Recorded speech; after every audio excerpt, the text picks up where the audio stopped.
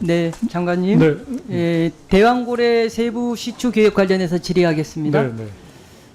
화면 봐주시기 바랍니다. 산업부가 발표한 보도 자료입니다. 띄워주시죠. 30일 전에 세부 시추 계획을 수립해서 장관님의 최종 승인을 받아야 하는 거 맞죠? 네, 그렇습니다. 네, 그런데 30일 동안 시추 계획에 대해서 검토가 가능합니까? 이게 올 때부터 되는 게 아니고요. 저희가 지금 그 개발 전략회의 지금 2차까지 했는데 계속 협의를 해 나가고 있기 때문에 네. 뭐 충분하다고 생각하고 있습니다. 그러면 12월에 10에 대해서 그 시추 들어가면 네. 1월에는 장관 승인을 해야 하는데 현재 세부 시추 계획이 수립되어 있습니까? 저희가 지금 뭐 차근차근히 하고 있습니다. 하고 네. 있어요? 네. 그러면 언제 수립되었습니까? 저희 지금 수립 절차와 내용이 담긴 관련 공문을 자료로 제출해 주시기 바라고요. 그런데 저희가 파악한 바에 따르면 이번에 수립된 게 아니라 훨씬 이전에 수립된 걸로 저희는 파악하고 있습니다. 장관님 화면 한번 다시 봐주시죠. 네. 석유 시추 승인 과정입니다. 기본 계획을 수립해서 승인을 받고 투자리스크위원회, 경영위원회, 이사회 승인을 받고 세부 시추 계획의 수립 승인을 하고 장관님이 승인하는 시스템 맞죠? 네, 그렇습니다. 네. 다시 화면을 봐주시기 바랍니다. 석유공사 대왕고래 사업 담당자인 구흥모 동해 탐사팀장이 금년 3월 저희 세부 시추 계획이 수립되었습니다라고 저희 의원실에 자료를 제출했습니다. 네. 대왕고래 세부 시추 계획은 이미 올해 3월에 수립이 된 것입니다. 석유공사로부터 제출받은 자료인데요. 장관님께서 부정을 하고 계시는가요? 아니면 석유공사가 저희 의원실에 허위 자료를 제출한 것인가요? 정 의원님, 권 의원님, 이게 지금 여기 얘기하는 그 시추 계획이라는 게 그러니까 어디에 뭘 얘기하는지를 보셔야 되는데요.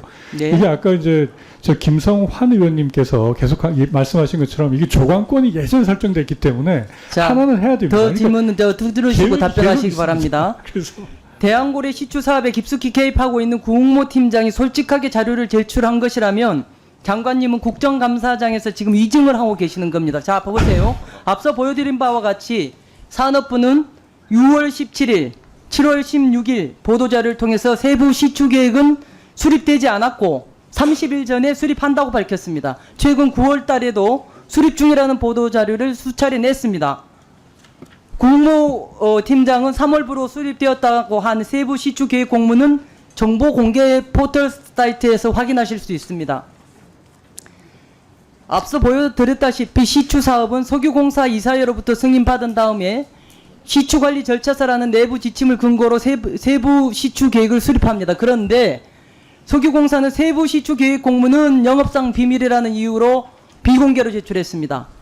정보공개법 제14조 부분공개 조항에 의거해서 비밀 부분은 가리고 자료를 제출해 주시기 바랍니다. 다음에 PT 봐주시기 바랍니다. 본 의원이 2021년도에 시행했던 방어 시추 사업을 계산을 해보니까 대왕고래 시추도 절차와 시기가 동일합니다. 이사회 승인 약 2개월 후에 세부 시추 계획을 승인하고 약 8개월 후에 산업부 장관이 승인하는 과정을 거칩니다.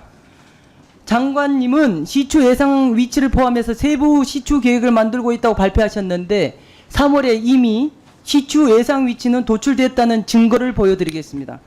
자, PT 보여주세요. 지금 현재 그 위치 보이시죠? 네. 이곳에서 시추를 하십니까? 아니면 다른 곳에서 시추를 하십니까? 저렇게 봐가지고 제가 할 수가 없고요. 제가 그럼 말씀드릴게요. 언론이 헬기테크라고 하는 헬리콥터 운용 용역을 근거로 북위 35도 53분, 동경 130도 00분이라고 보도했지만 실제 시추 위치는 그곳에서 360m 정도 떨어져 있는 북위 35도 52분 56.9427초, 동경 130도 00분 36.9983초, 수심은 약 1233m입니다. 맞습니까? 조사 지역이 300제곱미터 있고 태백시 면적과 비슷합니다. 거기서 딱 한 군데를 지정하는 게 쉬운 일입니까? 아니, 저보다 또 정확한 정보를 가지고 계셔가지고 제가 지금 확인할 방법이 없는데 제가 확인 한번 해보겠습니다. 확인해 보시기 바랍니다. 석유공사는 3월 18일 세부 시추 계획을 수립하여 결재한 후에 한국지질자원연구원 지자연이라고 하죠. 동해 탐사 시추 관련 해저 지형 조사 기술 자문이라는 용역을 요구합니다. 지자인은 3월 25일부터 해당 용역을 수행하는데요. 석유공사가 지자인에 송부한 과업 지시서에 이미 시추 예상 위치는 나와 있습니다. 구은무 팀장의 답변대로 3월 18일에 세부 시추 계획은 수립되었고 예상 위치에 대한 해저 지형 조사까지 요구한 것입니다.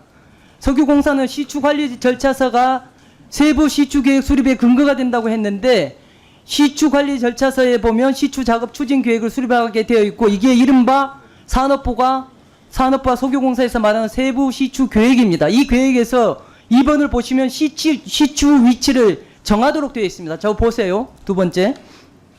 그럼에도 산업부는 시추 위치를 포함해서 세부 시추 계획을 수립 중에 있다는 보도자료를 작성하고 배포한 것입니다. 이는 명백하게 대국민 허위사실 공표를 하신 것입니다. 장관님, 공공기관이 허위 보도자료를 배포해서 처벌된 사례 아시죠? 2017년에 국정원 댓글 사건 수사 방해 사건 때 대법원이 허위사실 보도를 낸 국정원 직원에게 최종 무죄 판결을 내렸습니다. 당시 대법원은 보도자료에 허위 내용을 기재한 것이 허위 본문서 작성 및 행사에 해당한다고 명확했습니다. 이 사건을 기소한 게 바로 윤석열 전 검사입니다. 존경하는 위원장님, 윤석열 대통령이 아직 검사였으면 기소했을 사안이고 감사원의 감사를 요구해야 합니다. 따라서 위원장님께서 장관님의 국감 위증에 대해서도 보고 주시기 네, 네, 우리 잠시요. 설명드리겠습니다. 네, 저기 장관께서는 이 자리에서 명확하게 답변해 주시기 바랍니다. 장관 답변 들었고 난 다음에 결정하시죠. 네. 말씀드리지만 김성환 의원께서 계속 지적을 하신 바와 같이 조강권을 이게 10년간 가지고 있으면 의무 시추를 해야 되는 게 있습니다. 이거 준비를 해야 되기 때문에 계획을 계속 만듭니다. 내부 자료 보시면 계획이 계속 있습니다. 있는데 결국 마지막 시추를 하기 한 달 전에 마지막 최종 그 위치를 정하고 그걸 시추를 하는 거에 대해서는 제가 승인을 하게 되어 있습니다. 그래서 그 전까지는 여러 단계 절차를 밟게 되고요. 올 초에 이 시추를 준비하기 위해서 지금 그 드릴십 같은 것들을 계약을 하기 위해서도 잠정적으로 위치를 선정을 하고 이사회를 통해 가지고 이런 계획들을 전반적으로 가지고 계속 했었던 것이고 지금 2차 개발 전략 회의에서 6개 국내 관련되어 있는 학회 전문가들이 와가지고 그 위치, 잠정 위치를 검증을 했는데 이 사람들이 웬만큼 객관적이다라는 판정을 해줬기 때문에 아마 지금 그 위치를 가지고 가게 될 것 같습니다. 그래서 지금 최종적으로 정한 위치가 아까 위원님께서 말씀하신 그 위치가 맞는지는 저는 모르겠습니다. 그렇지만 지금 그 위치가 선정되는 그 절차까지는 굉장히 많은 검증 작업과 수정 작업이 이루어지는 것이기 때문에 예전에 있었던 잠정적으로 이런 준비 작업을 해야 되는 과정에서 난 얘기를 가지고 뭐 위증이다 이렇게 틀렸기 때문에 위증하고 이런 건 아니라는 말씀을 드립니다. 자, 네, 됐습니다. 나중에 판단하기로 하고요. 네, 네.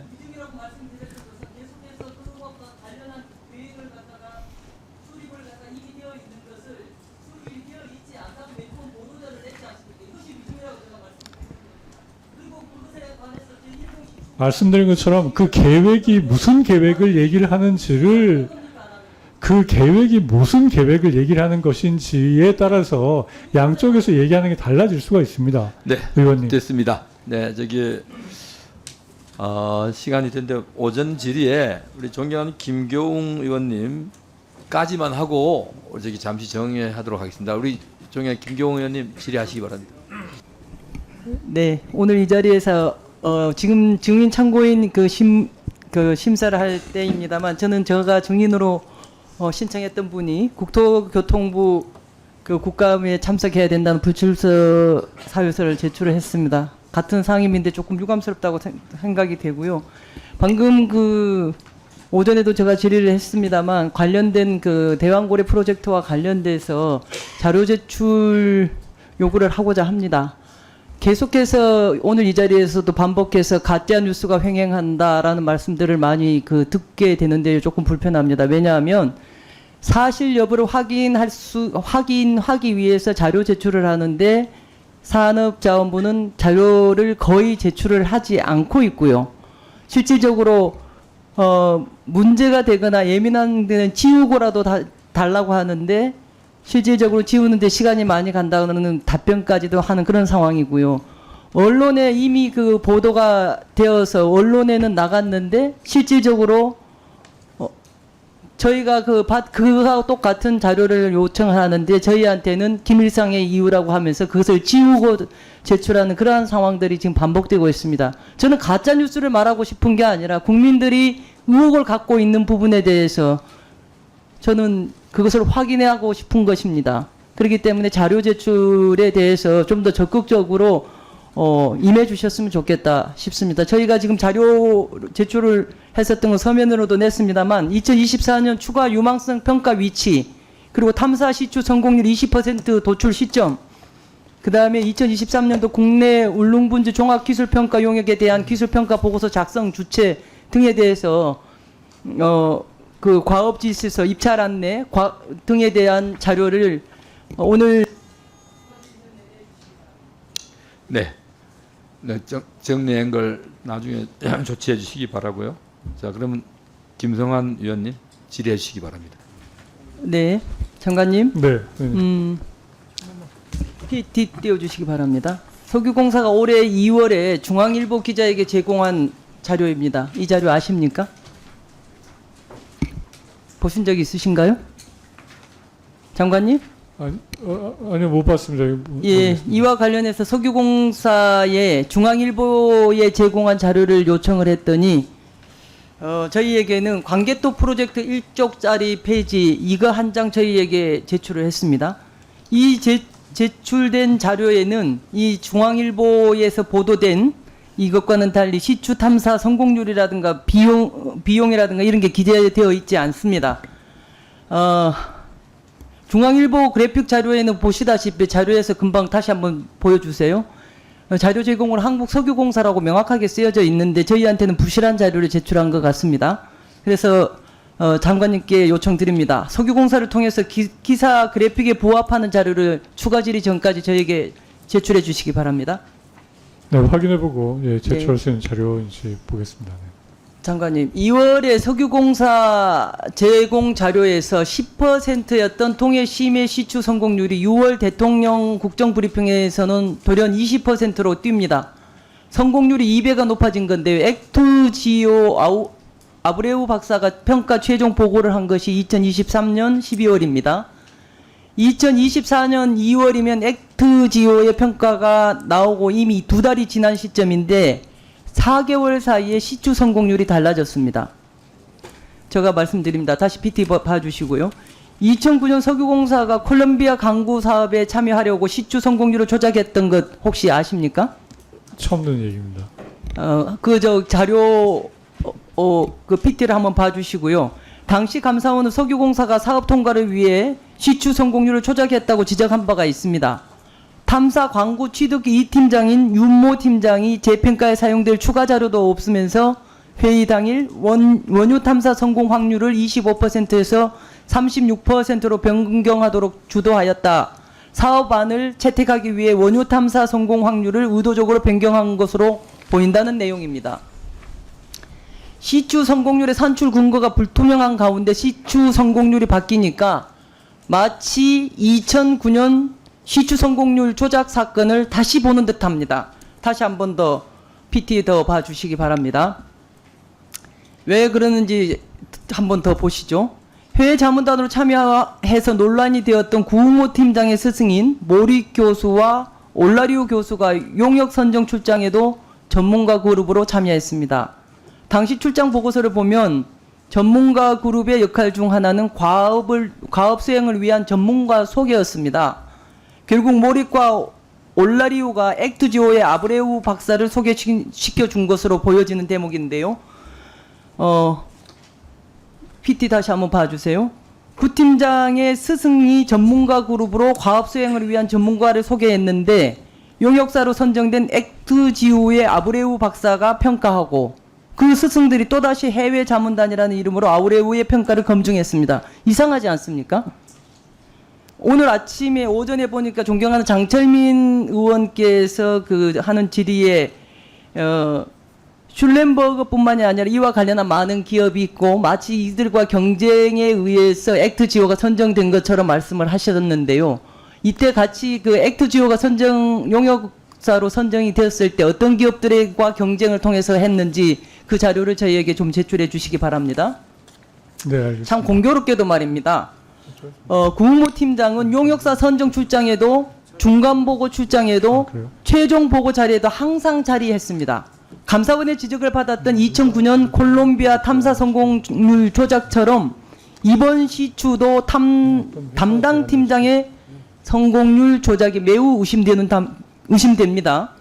산업부는 산하기관의 대변인이 아닌 관리 감독을 하는 주무부처입니다. 객관성이 떨어지는 액트지오, 신뢰성이 떨어지는 자문단 선정에 대해 석유공사의 말만 반복해서 이렇게 되풀이해서는 안 됩니다. 본 의원은 국민적 의혹 해소와 산업부의 관리 책임을 위해서라도 액트지오의 선정, 시추 성공률 도출 전반에 대해 감사원 감사 청구가 필요하다고 생각합니다.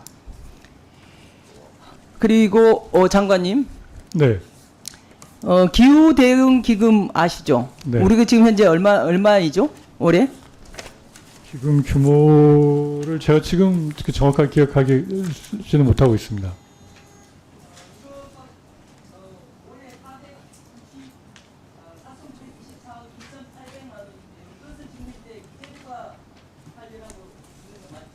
네, 그렇습니다.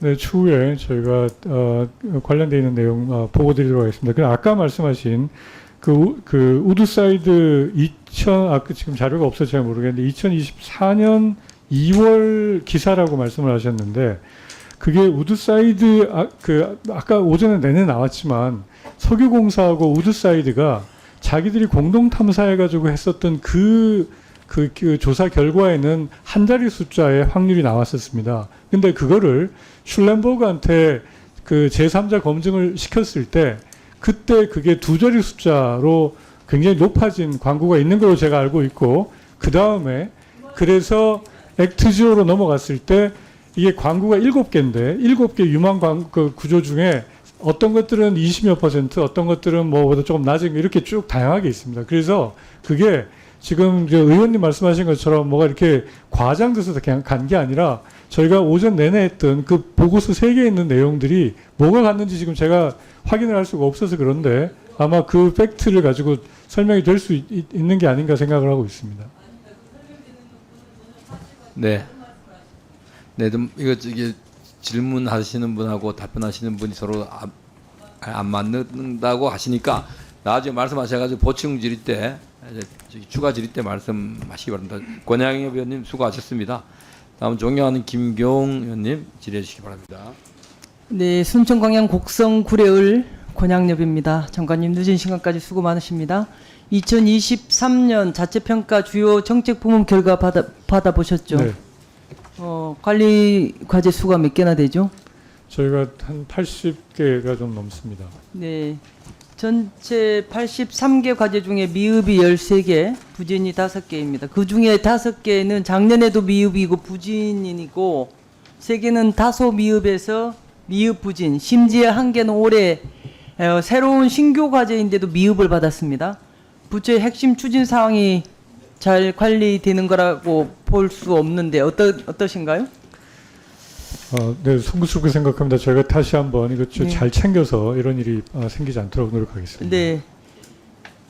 앞으로 이렇게 잘 챙겨 보신다고 하셨으니까 잘 보셔야 될 것 같습니다. 화면을 한번 보시기 바랍니다. 과제 개수가 지금 18개인데 17개로 잘못 쓰여 있고요. 개선 사항이라고 적혀 있습니다만 개선에 대한 어떠한 내용도 전혀 포함이 되어 있지 않습니다. 사실은 말로만 개선한다고 해서는 되는 부분이 아닌 것 같고요. 부처의 자체 평가는 국정과제, 일자리과제, 부처 업무계획 등 당해년도 핵심 추진 사항을 중심으로 주요 정책 과제를 수립 평가하는 것입니다. 그래서 어떤 내용이 부족했는지 살펴서 보다 나은 정책을 수립하기 위해서 지금 사실 평가를 하는 것이죠. 작년에도 미흡이고 부진인 과제에 대해서는 특별한 관리가 필요하지 않겠습니까? 네. 이 18개 해당 과제에 대해서 현재까지 어떻게 개선을 하셨는지, 어떤 보완을 하셨는지 종합국감 때까지 확인해서 보고해 주시기 바랍니다. 네, 그렇게 하겠습니다. 장관님, 2020년 9월 이후 대중 철강 무역 수지가 4년 연속 적자입니다. 알고 계시죠? 네, 그렇습니다. 이에 대한 정부 대책은 뭐죠? 제가 지금 그래서 뭐 산업계에서는 그 최근에 저 무역 구제 조치 신청도에서 반덤핑 지금 조사 신청을 하고 있고 저희가 기타 이 저 수지를 줄일 수 있는 방법이 있는지 제가 좀 보겠습니다. 그렇지만 이게 네. 또 이게 싼 중국 철강을 이용하는 그 하방 산업들의 수요가 계속 커지고 있는 부분이 있습니다. 그래서 네. 그런 부분들이 복합적으로 작용하고 있는 걸로 보입니다. 알겠습니다. 올해 상반기 전체 철강제 수입의 60%가 중국산입니다. 저가 중국산 철강제 확대가 국내 철강제 내수 판매 악화, 유통가격 하락세 지속, 철강사 가격 협상력 저하로 이어지는데 여기에 엔저까지 겹쳐서 한국 철강이 넛크래커 신세가 되었어요. 다른 나라를 보겠습니다. 미국은 올해 8월부터 중국산 철강 알루미늄 관세 3배 이상 높였고요. EU는 2026년 탄소 국경 제도와 철강 세이프가드를 시행합니다.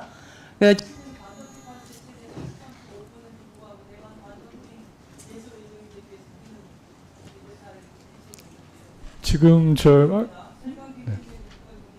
네.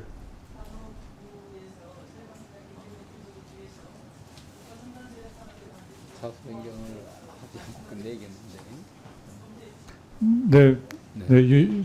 검토하겠습니다. 네. 네, 잠시만요. 권양혜 위원님 수고하셨고요. 우리 박지혜 위원님, 네, 잠시 후에 말씀 질의하실 때 이어서 좀 해주시죠. 오늘 지금 시간 이 차수 변경을 어지간하면 안 하고 마무리를 하려니까. 아니 의원님들 서로가 아직 나중에 저게 잘못된 게 있으면 지적을 하시면 되고요. 잠시만 좀 이제 잠시만 생각하셨다가 해주세요. 네. 네, 우선은 그러면 존경하는 김한규 의원님 먼저 질의하시고 난 다음에 기회를 드릴게요. 잠시만요. 네. 김한규 의원님, 네, 질의하십시오. 네, 순천 광양 곡성 구례 을 지역구 권양엽 의원입니다. 장관님, 네, 중소기업 기술 탈취 문제가 굉장히 심각하다는 거 잘 알고 계시죠? 네, 알고 있습니다. 예. 피해를 입은 중소기업의 가장 큰 어려움은 뭐라고 생각하십니까? 아무래도 이제 기술 탈취가 되고 나면은 사업 자체를 영위할 수 없기 때문에 그 부분이 있고 또 조정이 안 될 경우에는 오랫동안 긴 시간 동안 또 소송을 해야 되기 때문에 그렇죠. 두 가지 어려움이 있습니다. 네. 다양한 어려움이 있겠습니다만 본 의원은 소송 비용 부담이 크게 네. 어려움이 될 거라고 봅니다. 오전에 장관님께서 인사 말씀을 통해서 징벌적 손해배상액을 최대 5배까지 상향하는 등 중소기업에 대한 보다 촘촘한 기술보호 체계를 마련하겠다라고 말씀을 하셨습니다. 특허청 자료를 보니까 특허 소송 평균 비용이 6,300만 원에 달하더라고요. 대부분이 장기전이고 이다가 보니까 소송 비용을 감당하기 어려운 영세 중소기업들이 중간에 포기하는 사례가 빈번하게 발생하고 있습니다. 이 때문에 중기부에서 2021년도부터 중소기업 기술보호 정책보험을 운영하고 있죠? 네, 맞죠? 네, 그렇습니다. 네. 제가 PT 좀 보여주시기 바랍니다. 가입 현황을 제가 살펴봤더니 2022년에 34개, 2023년에 62개, 2024년 9월 현재까지 15개 기업이 가입해서 총 111곳이 가입되어 있는 상황입니다. 네. 그런데 장관님, 특허권이나 영업 비밀을 보유하고 있는 중소기업은 국내에서 몇 개 정도 됐는지 아시나요? 네, 31만 개 정도 된다고 알고 그렇죠. 있습니다. 예, 예. 네. 올해 8월 기준으로 약 31만 개 정도 되는데 이 중에 단 111곳이 지금 정책보험에 가입되어 있어요. 비중으로 보면 0.035%만이 기술보호정책 가입에 보험에 가입되어 있는데 너무 적죠? 근데 이건 피트 다시 한번 또 네. 보여주시기 바랍니다. 보험 목적물별로 살펴보니까 문제는 더 심각해요. 최근 3년간 특허는 36건, 기술 임치 14건, 디자인 1건, 실용 신안은 한 곳도 없습니다. 그런데 다른 PT 보여주시죠. 디자인이나 실용 신안 관련한 중소기업의 특허 분쟁 조정 신청은 늘어나고 있어서 매우 서로 대비되는 그런 모습을 보이고 있습니다.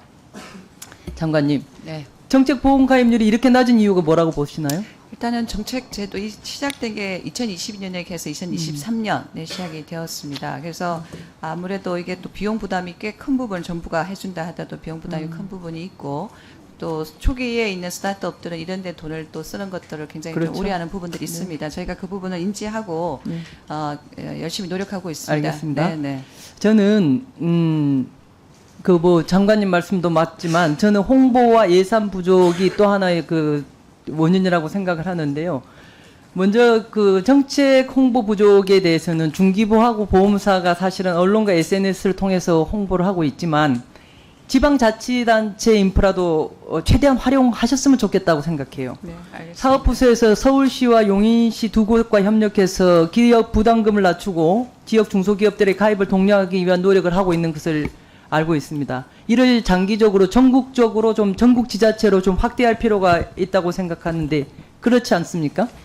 네, 관련된 제도의 장관님께서 챙겨보겠습니다. 예, 장관님께서 행정안전부 장관이나 각 지자체장들과 만나가지고 정책도 홍보하고 예산 매칭을 위한 협의회나 MOU 체결 등에 좀 적극적으로 나서 주셔야 될 것 같습니다. 그렇게 하시겠습니까? 네, 네, 네, 알겠습니다. 두 번째는 예산 부족이라고 제가 말씀을 드렸는데 올해부터 해외 소송에 대해서도 보험 가입 범위를 확대하셨잖아요. 네, 가입 기간도 단기보다는 아마 장기 계약이 더 늘어날 걸로 봅니다. 네. 그런데 예산은 2023년에 2억 2,500만 원, 2024년은 1억 6천만 원, 2025년에도 1억 6천만 원으로 기업단 400만 원씩 40개 기업에 지원하고 있습니다.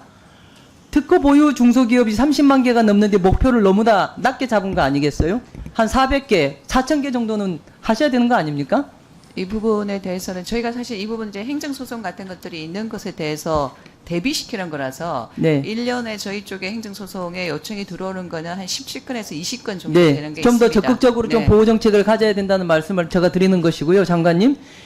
기술 탈취 균절 정책은 윤석열 정부의 국정 과제이기도 합니다. 그래서 장관님께서 좀 더 보다 강력한 의지를 가지고 기술 탈취란 중대 범죄로부터 중소기업들이 좀 사회적 안전망을 좀 더 튼튼히 하는데 더 힘써 주시기 바랍니다. 다음은 특허청장님께 여쭙겠습니다. 네.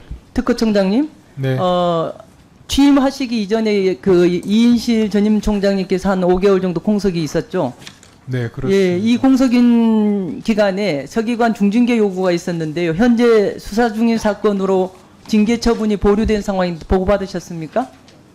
따로 모르고 계시나요? 예. 예. 특허청 상표 출원 심사를 할 때 동일하거나 유사한 상표가 이미 존재하는지 상표 전문 기관에 사전에 의뢰해서 조사하는 상표 조사 분석 사업을 하고 있습니다. 네, 맞죠? 그건 알고 있습니다. 예, 그런데 특허청 상표 심사 업무를 담당하는 심사관이 동생 명의로 상표 전문기관을 설립해서 상표 조사 분석 사업 수의 계약을 체결하고 일감으로 몰아주고 심지어 근무지까지 이탈하는 그런 사안이 있어서 감사원 감사를 받았고 감사 결과 보고를 하기 이전에 자체적으로 중징계위원회를 열어서 조치를 했었던 그런 사안입니다. 네, 예. 이 서기관이 2022년부터 23년까지 총 3억 9천만 원의 매출을 기록을 했죠.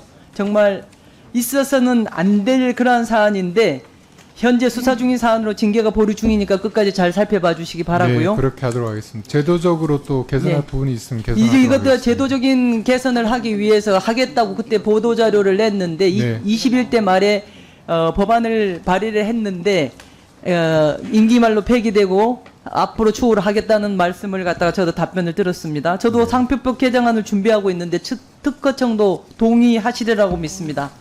네, 해주실 뭐 거죠? 그런 부분에 예. 있어서는 저희도 동의하는 예, 바이고. 그리고 마지막으로 그 발명진흥회장님 잠깐만 보고 질의드리겠습니다. 매년 국회에 제출하는 업무 보고 발명진흥회 저기 부회장 지금 직무대행이 와 있습니다.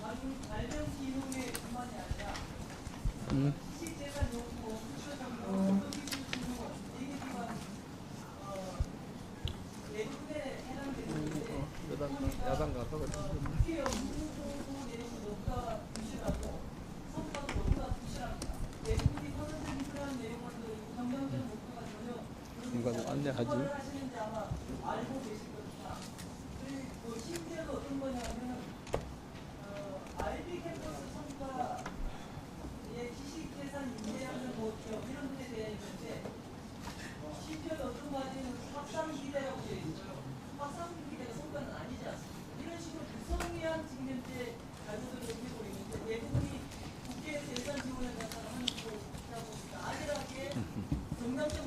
안내지.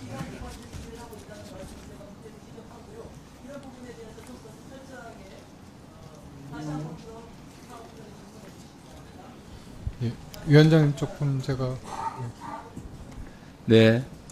우리 우리 위원장님 제가 좀 네. 의원- 답변하시겠습니까? 네. 네, 아니, 답변하시죠. 아까 그 저기 그 감사한 결과에 대해서 현재 직위 해제 상태고요.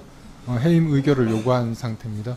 그리고 그 중소기업부에 질의하신 그 사안 관련돼서 특허청에서도 중소기업의 기술 보호를 위해서 지식재산 공제 제도를 활용하고 있다는 말씀을 드립니다. 예. 네, 수고하셨습니다.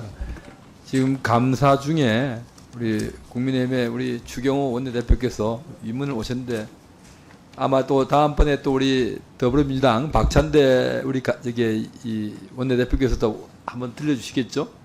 이제 압박을 한번 하세요. 그냥 우리 주경호 원내대표 오셨는데 박찬대 네. 야당님 잘 모시고 야당님들 살살 좀 해주세요. 오실 때 뭘 좀 가져오셨는지 모르겠어요. 아유 김원희 간사님, 아유, 보셨나요? 네. 권양혜 위원님 수고 많으셨습니다. 네. 다음은 존경하는 김교웅 의원님 질의해 주시기 바랍니다. 네. 신정근 비대위원장님. 네. 네. 맨 처음에 배웠었는데 참 뭐라고 위로를 드려야 될지 모르겠습니다. 그러나 이 자리에 함께 나와 주셔서 대단히 감사합니다. 저희들이 더 챙기도록 하겠습니다. 비대위에서 조사한 결과 대출 신청을 한 소상공인 다수가 신청 금액을 받지 대출 신청을 하고도 못 받았다고 이렇게 하던데 해당 조사 결과에 대해서 구체적으로 좀 말씀해 주시겠습니까? 네, 소상공인들은 지금 현재 23년도 기준으로 그들의 신용도를 평가를 받고 있습니다. 그러다 보니까 지금 대출 신청을 신청하고 나서 개인의 신용도가 23년도 기준으로 너무 낮다라는 이유로 아예 처음부터 대출 신청 자체를 거절당하고 있습니다. 그리고 소상공인인데 한도가 이미 1억 5천을 넘어가는 지금 피해 금액 기준으로 1억 5천 넘어가는 곳들은 이미 여기에서 이거 한번 받으면 딴 데서 돈을 못 받는다는 이유로 신청조차 포기를 하고 있습니다. 네. PT 한번 보여주시기 바랍니다. 분명 정부에서는 피해 셀러들을 위한 신속한 금융 지원에 최선을 다하겠다고 했고 이를 위해서 심사 조건도 대폭 완화했다고 하지만 그러나 지금 그 집행한 지 한 달 반이 넘게 집행률이 60%대입니다. 나머지 40%의 피해 셀러들은 지금 어떤 심정일지 상상조차 하지 않습니다. 더욱이 문제는 아예 긴급 경영자금을 신청조차 못한 분들이 많이 있는데요. PT 다시 띄워주시기 바랍니다. 방금도 말씀을 드렸지만 48,124개의 피해 업체 중에 47,143개의 업체가 1억 원 미만의 피해자들이고 이들 대부분이 중진공 또는 소진공 자금 지원 대상입니다. 그러나 긴급 경영자금을 지원받는 업체는 838개, 0.1%에 불과합니다. 나머지 대부분의 피해 소상공인들은 울며 겨자 먹기로 금리 5%대의 신보 기은 프로그램을 신청해야 합니다. 수수료까지 포함되기 때문에 약 5% 정도 금리죠. 결국 피해자들은 빚만 더 늘리는 결과로 이어지고 있습니다. 본 의원은 산자위 전체회의 그 결산 심사 때도 이미 수차례 총리 직속에 원스톱 창구를 마련해야 된다고 요청을 드렸는데 중진공, 소진공, 기보, 신보 등 채널은 여러 개 있지만 정작 피해자들은 내가 어디 가서 뭐 어떤 자금을 또 어떤 상담을 받을 수 있는지 알 수가 없어서 여기저기 전화를 돌릴 수밖에 없다고 그럽니다. 비대위원장님, 현재 상담 창구와 원스톱 창구가 될 필요가 있다고 하는 본 의원의 생각에 대해서 어떻게 생각하십니까? 격하게 공감합니다. 네. TMF 사태가 발생한 지 벌써 2달이 넘었지만 대책 수립 및 피해 규모 산정이 방금 그 비대위원장도 말씀을 하셨다시피 아직 정확치도 않고 상담 창구 일어나도 되어 있지 않습니다. 이미 중소형 온라인 커머스 줄도사는 시작되었습니다. 한국소비자원에 따르면 알렉스 인터파크 커머스 관련 피해 상담은 1000건이 넘었다고 합니다. 지금이라도 상담 창구 일원화와 긴급 경영 안전자금을 비롯한 유동성 공급 확대 방안을 강구해야 합니다. 장관님, 이에 대해서 답변 부탁드리겠습니다. 네, 지금 지급하고 있는 것들을 현황을 한 번 더 챙겨 보겠습니다. 그리고 어떤 방법으로 또 더 보완해 나가야 될지 고민하고 또 말씀을 드리겠습니다. 네, 방금 비대위원장께서도 여기 중인께서도 여기서 계속 그 절규하다시피 말씀을 드렸듯이 대책 마련을 위한 것도 탁상 행정으로 하지 말아 달라고 하는 간곡한 부탁이 있었습니다. 현장을 갖다 좀 더 이렇게 찾으셔서 간담회를 통해서 현장에서 답을 찾았으면 좋겠다라고 생각됩니다. 비대위원장님, 지금 현재 상황 수습과 관련해서 하시고 싶은 말씀 있으시면 충분하게 말씀하시기 바랍니다. 네, 발언 기회 다시 한번 주셔서 감사합니다. 지금 말씀하셨던 추가적인 내용 중에서 지금 예산 할당에 대한 부분에 대한 말씀이 좀 놓쳐지고 있는 것 중에 한 가지는 지금 굉장히 중요한 포인트 중에 피해 기업들이 대부분 다 서울 경기에 모여 있습니다. 근데 서울 경기에 모여 있는 상태에서 지금 정부에서 1조 6천억을 풀었다라고 저희는 언론지에서 들었지만 실제로 지금 5,600억의 유동성 지원인 중기부나 지금 소진공을 제외한 나머지 1조의 금액은 실제 비율로 봤을 때 1조 중에 350억만 서울시에 할당이 돼 있고 그 비율은 1%밖에 안 됩니다. 이미 금감원에서 발표한 내용 자체가 이미 66%가 서울시의 피해 금액입니다. 그렇다면 지금 지자체에서도 이렇게 밀고 있고 또 반대로 중기부에서도 그 예산을 충분하게 할당하고 있지 않는 상황에서 과연 그럼 피해자들은 어느 창구에 가서 과연 그걸 대출을 신청해야 되며 또 지금 중기부 가서도 거절당하고 소진공 가서도 거절당하고 또 신보 가서도 거절당한 분들이 과연 또 지자체는 어떻게 또 개별로 다 두드려야 되며 이미 서울시는 소상공인이라는 명목하에 딱 못을 박았었고 그 못을 박은 와중에 5천만 원 한도를 비로소 이제서야 1억 5천으로 늘렸습니다. 근데 이미 소진공에서 보신 것처럼 1.5억으로 해놓으셔도 그 소상공인들이 거기서 신청을 할 수 있는 정도의 여건이 아닙니다. 왜냐? 그분들 100만 원, 200만 원 때문에 금리 2%, 3%를 추가 부담하시는 것 자체가 부담인 겁니다. 그런 네. 취지가 있다는 점을 다시 한번 더 네, 우리 강조드리고 신정권 싶습니다. 증인님 저기 호소 잘 들었습니다. 또 이제 다음 우리 권양혜 의원님 수고하셨고요. 우리 이현주 의원님, 존경하는 이현주 의원님 질문해 주시죠. 바랍니다. 네, 순천 광양 곡성구례을 국회의원 권양엽입니다. 에너지기술평가원장님 나오셨죠? 네. 편의상 예기평이라고 하겠습니다. 윤충모 출신이시죠? 어디 출신이요? 죄송합니다. 윤충모 출신 맞으시죠? 윤충모요? 윤석열 동문을 사랑하는 충하민 모임. 아, 그 이름은 제가 처음 들었습니다. 충안고 총동문회 회보에도 소개되어 있는데요. 윤석열 대통령과 함께 충안고 8회 졸업 맞으시죠? 같은 반 맞습니다. 친구셨나요? 윤충모 회비도 납부하셨던데. 윤충모 회비요? 제가 말씀드렸듯이 전 처음 들었다고. 윤충모 리더 겸 운영위원장 총동문회 회장 회보 거기에 이승재 제8회 이승재 나와 있는데 아닙니까? 동명이인이십니까?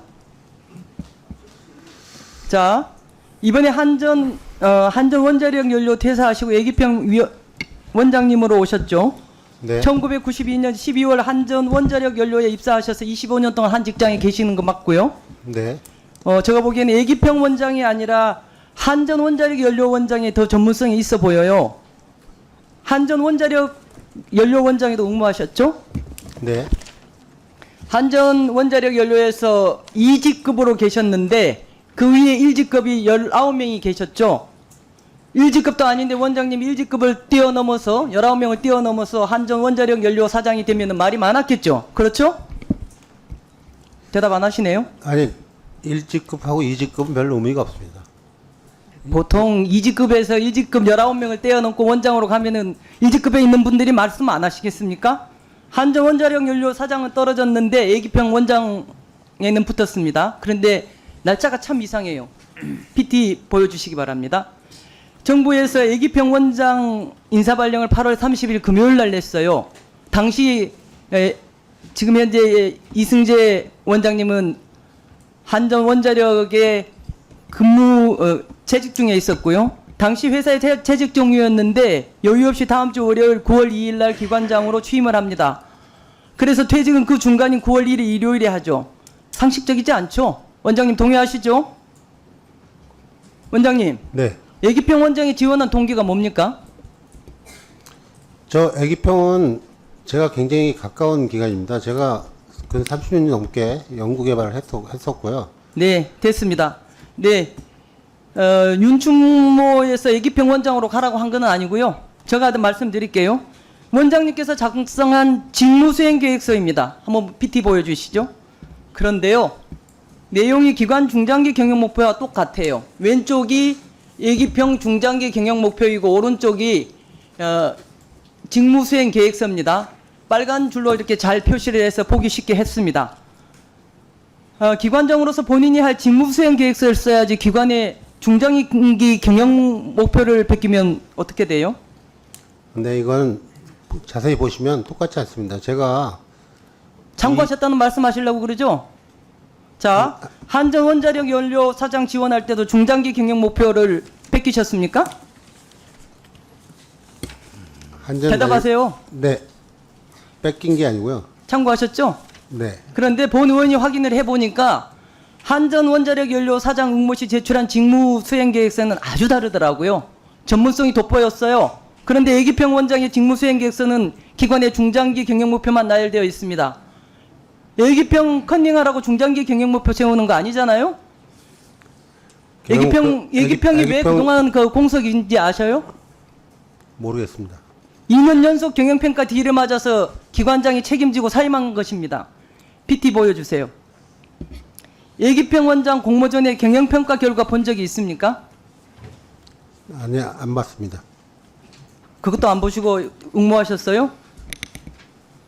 리더십, 전략기획 및 경영혁신, 국민소통, 윤리경영, 재무, 예산관리, 보수 및 복리후생 같이 대부분의 지표가 D입니다. 기관장으로서 직무수행 계획서를 쓰려면 이런 부분들을 먼저 개선해야 된다는 게 상식 아닙니까? 원장님? 네, 맞습니다. 윤충모니까 용산에서 지원하라고 한 겁니까? 아니면 용산에서 기관장 자리를 준 겁니까? 존경하는 위원님, 제가 처음에 말씀드렸듯이 저는 윤충모라는 단체를 모릅니다. 단체를 모른다고 하셔도 그 동문회 회보에 그대로 나와 있습니다. 왜 그렇게 손바닥으로 하늘을 가리려고 하십니까? 윤석열 정부의 인사 참사가 이제는 에너지 R&D까지 내려왔습니다. 에너지기술평가원장은 윤석열 정부의 전형적인 낙하산 인사라고 저는 생각합니다.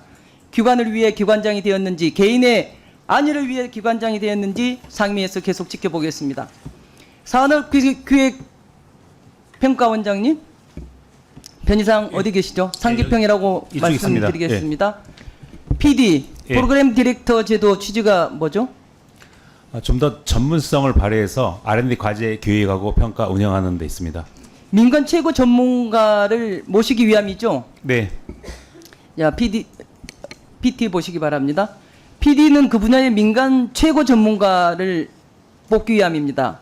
현재 산업부 R&D 전담기관 세 곳의 PD 현황입니다. 다른 곳은 보시다시피 내부 직원이 PD를 수행하지 않는데 유독 상기평만 6명, 26.1%의 비중입니다. 그래서 상기평 최근 5년간 내부 직원의 PD 현황을 봤더니 매회 5, 6명 내부 직원이 PD를 하고 있고 그 비중도 24%.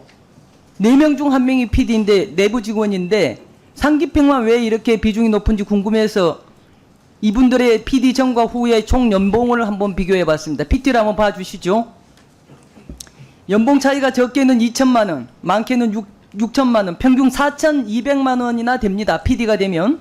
상기평의 PDD 운영 규칙을 보니까 PD는 주요 조직의 장에 준하는 예우를 한다고 나와 있습니다. 결국 인사적체 해소, 연봉 보전 등을 위해서 내부 직원이 PD를 해도 내버려 두는 것 아니겠습니까?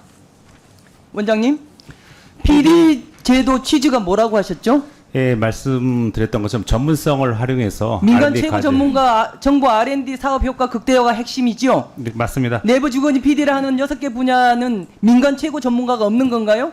상기편 직원이면 민간 최고 전문가가 되는 겁니까? 계속 질문드리겠습니다. 작년에 산업기술혁신법 개정을 통해서 기관 명칭을 산업기술평가관리원에서 산업기술기획평가원으로 바꿨죠. 왜 개정한 것이죠? 예, 말씀하신 것처럼 과제 기획 역량을 좀 확충하고 기획과 평가, 관리 운영의 선순환 구조를 전주기적 지원을 확대하기 위해서 했습니다. 법이 개정된 지 1년이 지났습니다. 1년 동안 한 내용 중 하나가 분야별 산업실 신설입니다. 제 질문 시간이 끝났기 때문에 보충 드리도록 하겠습니다. 네, 권양희 의원님 수고하셨습니다. 다음은 존경하는 김성환 의원님, 네, 지대해 주시기 바랍니다. 지대해 주시기 바랍니다.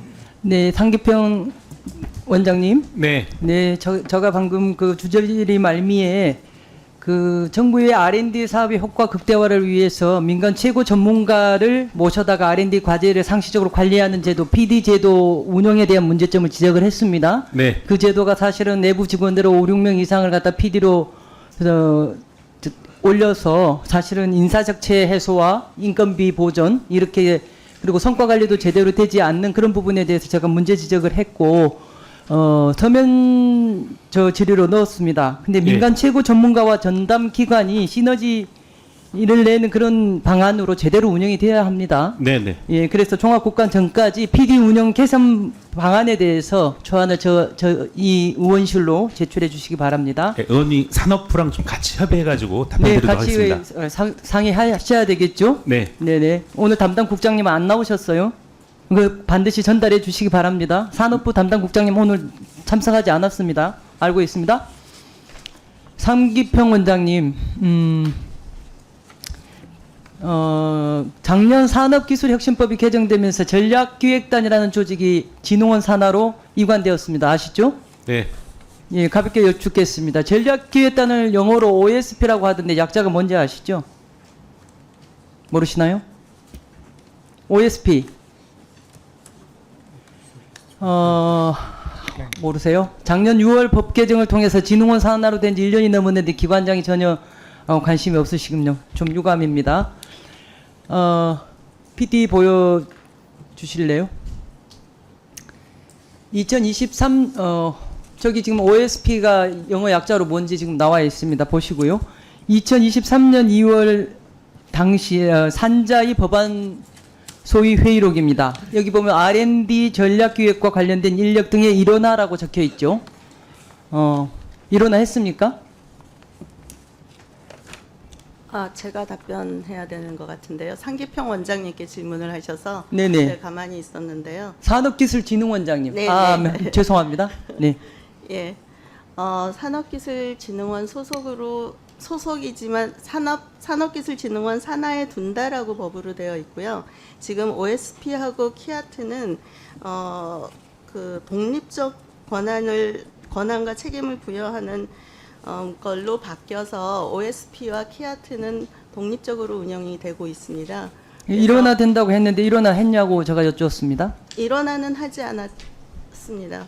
일원화 안 됐고요. 네, OSP는 OSP대로 따로 있고요. 네네. 예, 키아트의 자 보십시다. 2020 PT 띄워주십시오.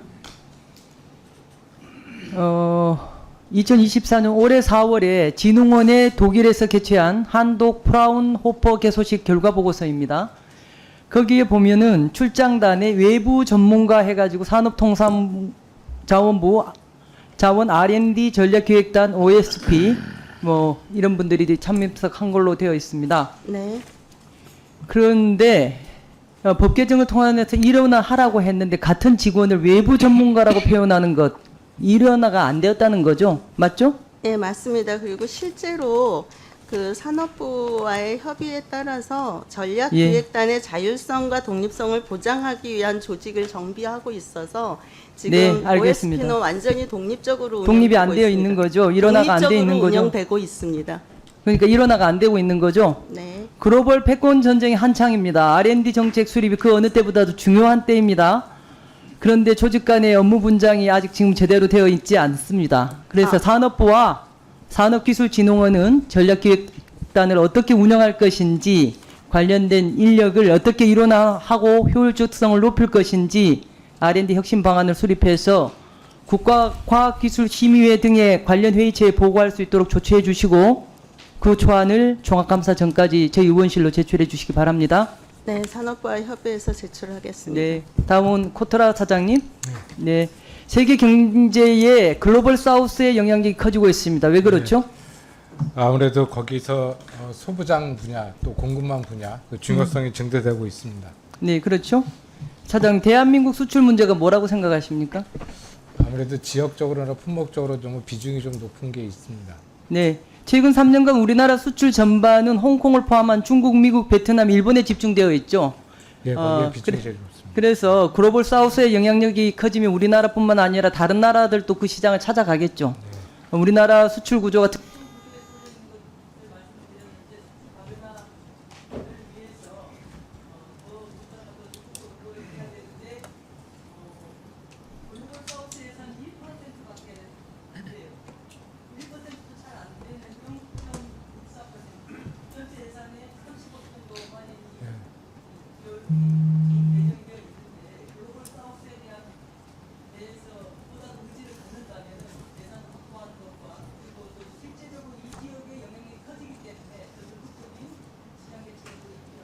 네, 수출 다변화를 위해서 노력하겠고 의원님께서 많은 관심 부탁드리겠습니다. 네.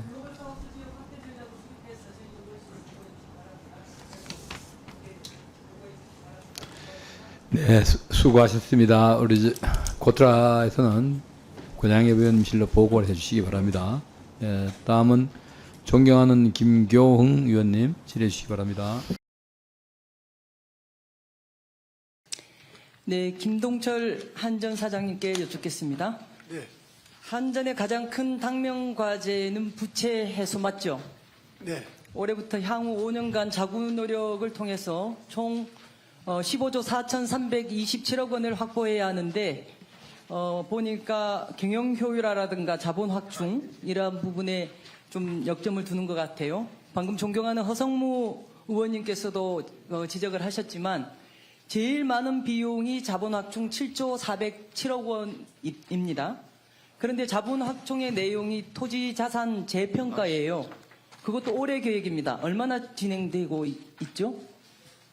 현재는 여러 가지 지금 검토 중에 있습니다. 왜냐하면 그 당초 22년에는 한전의 재무 상황이 너무나 악화돼서 자본 잠식을 우려해서 그것을 추진을 했었는데 네. 지금 상황에서는 여러 가지 부작용도 있어서 그런 것들을 신중하게 네, 조금 더 제가 살펴보도록 하겠습니다.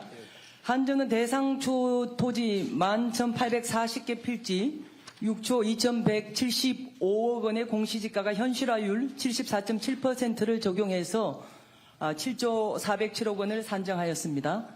기재부가 2024년 한전의 자본 잠식 예상에 따라 채무 건전성 지침의 확충 방안으로 토지 재평가를 도입하라고 했기 때문에 추진하는 것입니다. 그런데 사장님, 올해 한전이 자본 잠식 상태인가요? 토지 자산 재평가가 꼭 필요합니까?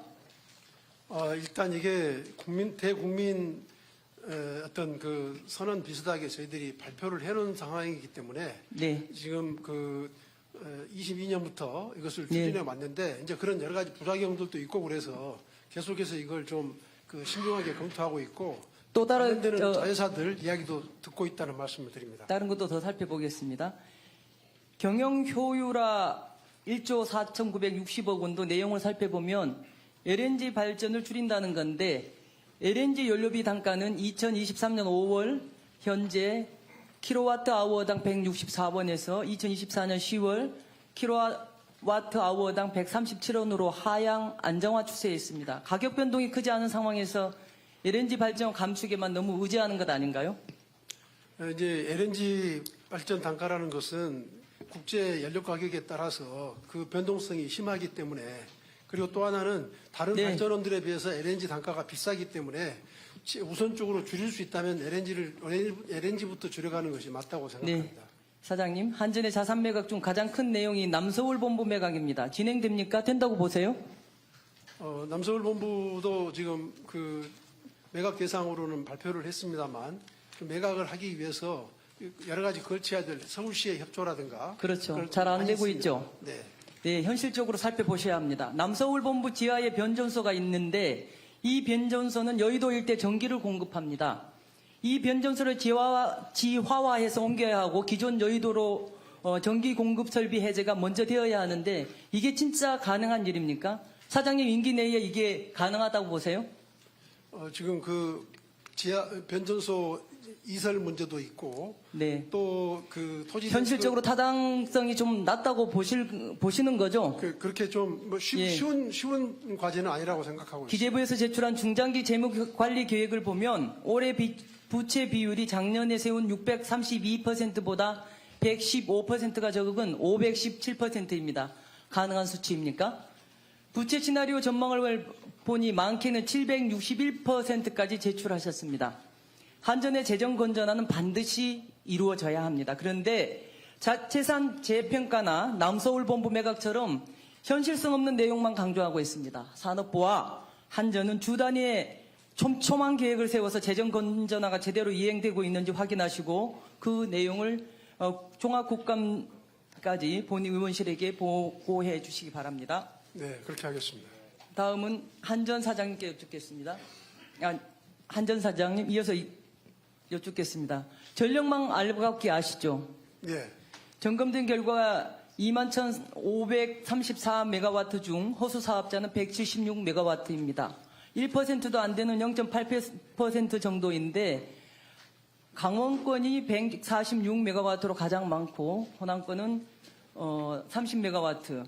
이용 개시일 변경 수도권이 285메가와트이고 영남권이 110메가와트입니다. 한전이 확보한 물량 총 571메가와트 중에 호남권 30메가와트인데 0.1%도 안 되는 수치입니다. 조금 더 자세히 살펴보겠습니다. 정기점검 결과 7건이 176메가와트입니다. 강원권 풍력 4건에 115.5메가와트이고 강원권 연료전지 2건에 30메가와트, 전북 연료전지 1건에 30메가와트이죠. 이용 개시일 변경 3건에 395메가와트 내용입니다.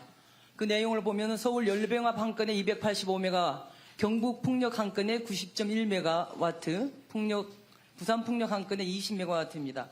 발전원별로 다시 정리해 보겠습니다. 허수 사업자 176메가와트 중에 풍력이 116메가와트, 연료전지가 60메가와트, 이용 개시일 변경도 신재생에너지가 아닌 열병합이 285메가와트입니다. 사장님, 여기에 태양광이 있습니까? 없습니까?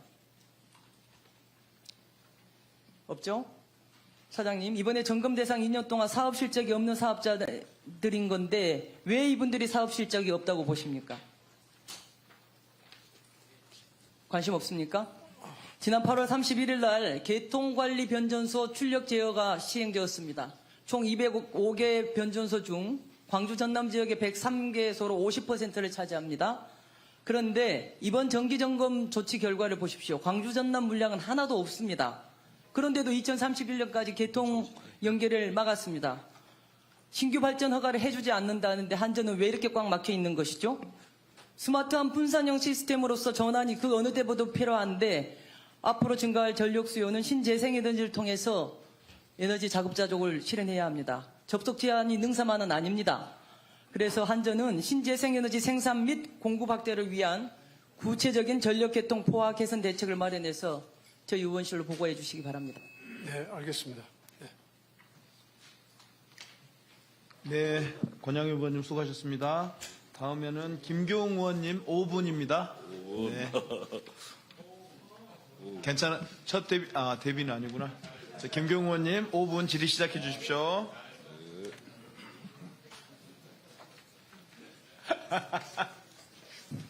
마이크 넣어주세요. 순천광양 곡성 구례을 지역 국회의원 권양엽입니다. 황주호 한수원 사장님께 여쭙겠습니다. 예.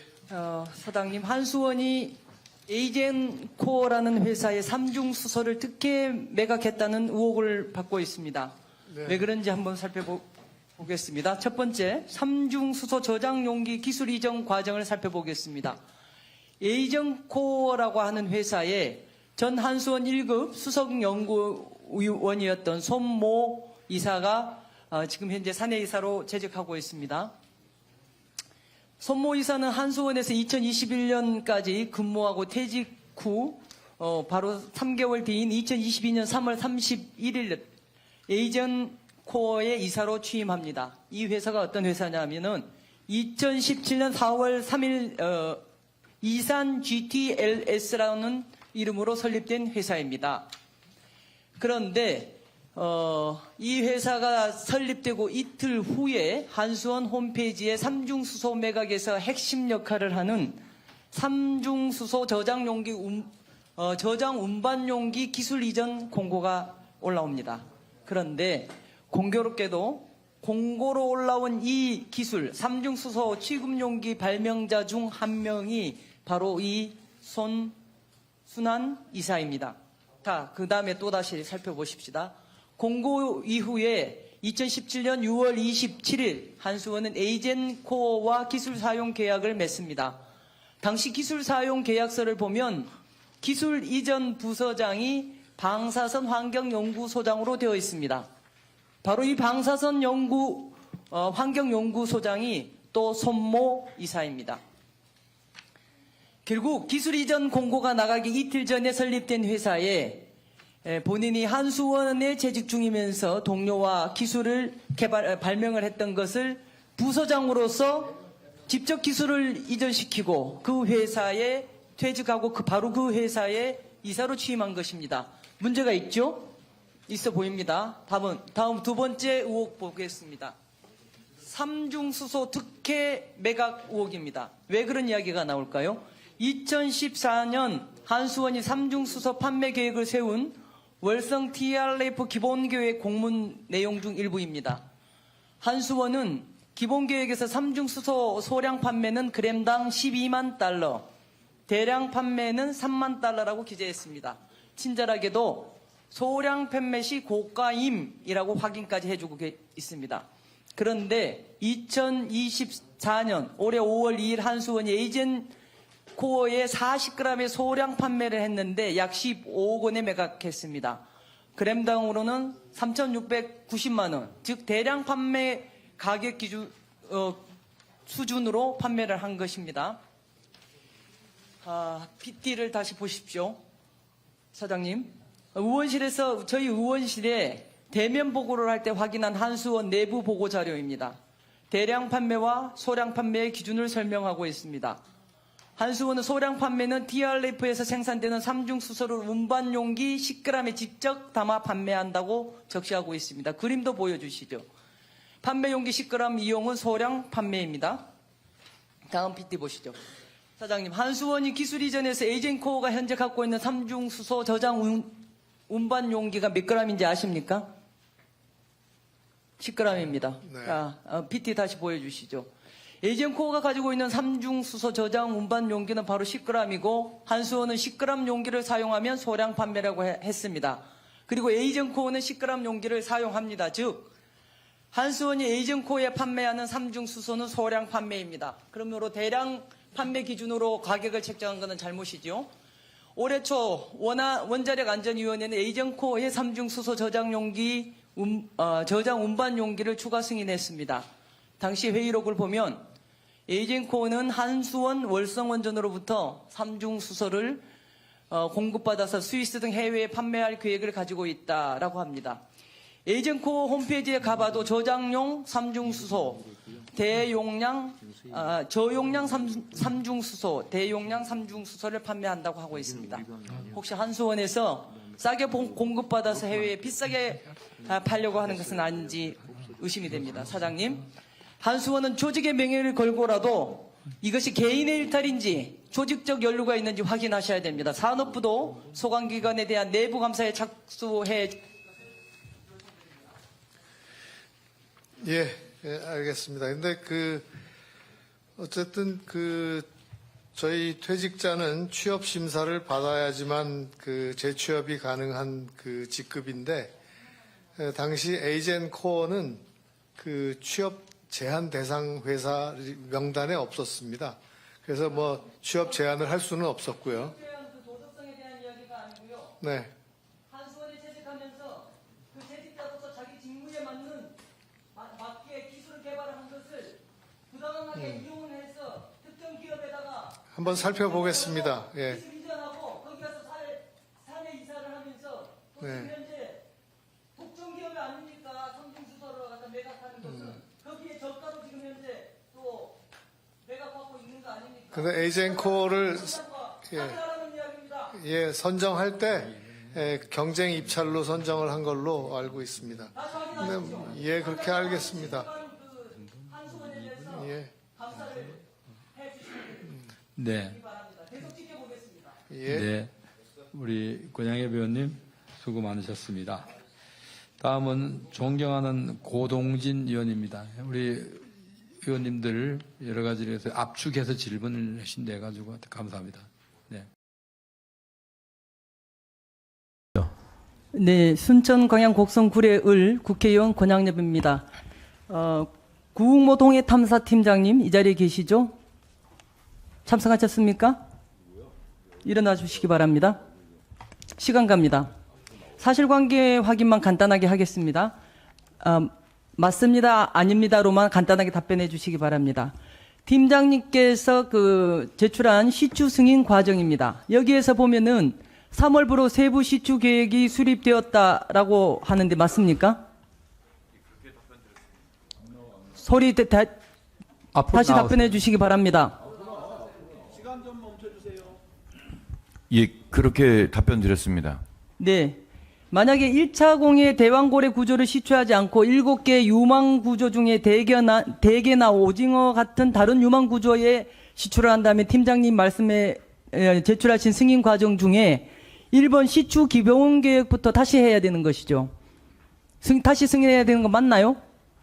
다른 구조를 시추할 경우에요. 예. 아니요. 이게 지금 현재 대왕고래 구조를 시추하지 않고 대게나 오징어와 같은 다른 유망 구조에 시추를 한다면 이거 다시 1차 기본계획안 수립부터 다시 이렇게 승인을 해야 되느냐고 물었습니다. 그렇습니다. 네, 석유공사 내규상 시추 추진 기본계획과 시추 작업 추진 계획 이후에 석유공사가 수립하는 시추 관련 계획이 있습니까? 죄송합니다. 다시 한번 말씀해 주십시오. 시추 추진 기본계획과 시추 작업 추진 계획 이후에 석유공사가 수립하는 시추 관련 계획이 있냐고요? 지속적으로 저희들이 이제 어떤 용역이나 그런 부분에 대해서 계획을 세우고 그 부분에 대해서 경영진과 간단히 말씀해 달라고 제가 부탁을 드렸습니다. 예. 있으면 근거 규정 전문가와 함께 제출해 주시기 바랍니다. 팀장님, PT를 봐주시기 바랍니다. 대통령이 국정브리핑 발표하기 전에 지난 3월 석유공사는 7개의 유망 구조가 도출된 동해 울릉 분지에 추가 유망성 평가 계획을 세우고 5월에 용역을 개시한 것으로 확인되었습니다. 또다시 아우레우레 액트 GO가 수집받은 것으로 보이는데 맞습니까? 추가 유망성 평가 말씀하시죠? 네. 맞습니다. 2023년 유망성 평가를 1차, 그리고 1차 평가, 2024년 추가 유망성 평가를 2차 평가라고 하겠습니다. 2차 평가에서 석유공사는 지명 경쟁 입찰 방식을 실시했고 해외 전문 기업들이 참여했는데 또다시 선정된 곳은 액트지오 맞죠? 맞습니다. 입찰에 참여한 복수의 해외 기업이 어디입니까? 이번에도 빅3에 포함되는 슐런버거나 할리버튼입니까?